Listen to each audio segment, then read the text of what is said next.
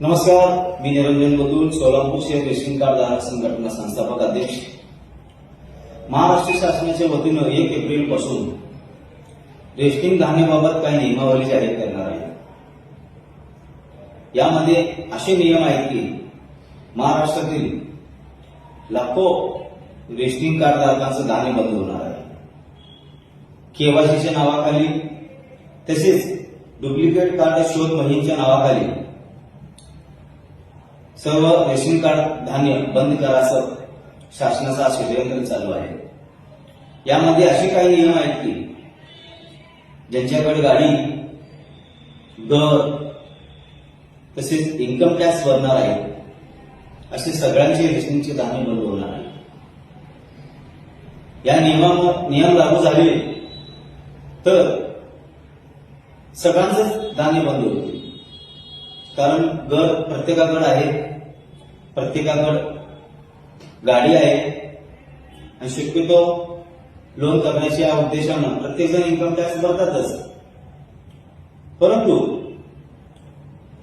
शासनाच्या या नवीन नियमामुळे सगळेच रेशनिंग कार्ड धारकांना धान्य बंद होणार आहे। म्हणून मी सर्व महाराष्ट्रातील, सोलापूर नव्हे महाराष्ट्रातील प्रत्येक रेशनिंग कार्ड धारकांना विनंती करतो की आपण आपल्या प्रत्येक शहरामध्ये या नियमाला विरोध केला पाहिजे। प्रत्येक जण एकत्र येऊन संबंधित जिल्हाधिकारी व सत्तेधाऱ्यांना आपण या निवेदन देऊन या नियमाला प्रकट विरोध केला पाहिजे। मला या माध्यमातून शासनाला विनंती करायची आहे की आपण केवायसी करा, काय हरकत नाही। डुप्लिकेट जे रेशनिंग कार्ड धारक आहेत त्यांचाही शोध मोहीम करा, काय हरकत नाही। पण याच्या नावाखाली आपण का हा नियम लागू करत असताल, ज्यांचं घर असेल तर त्यांना धान्य मिळणार नाही, ज्यांच्याकडे गाडी आहे त्याला धान्य मिळणार नाही, जे इन्कम टॅक्स भरणार आहे त्याला धान्य मिळणार नाही।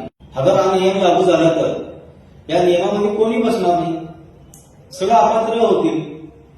म्हणून सर्व रेशन कार्ड धारकांना विनंती आहे की आपण याला विरोध केला पाहिजे। तसेच सर्व राजकीय पक्ष व सामाजिक संघटना विनंती करतो की आपण जे काही नियम लागू करणार आहे महाराष्ट्र शासनाच्या वतीनं याला प्रकटपणे विरोध करावे। सोलापूर शहरातून येत्या 2 दिवसानंतर माननीय जिल्हाधिकाऱ्यांना आम्ही निवेदन देऊन या नियम लागू करू नये म्हणून आम्ही आमचा विरोध आहे म्हणून आम्ही निवेदन देणार आहे।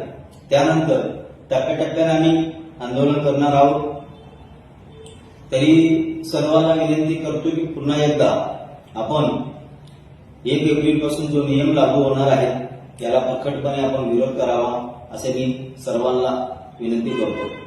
नमस्कार।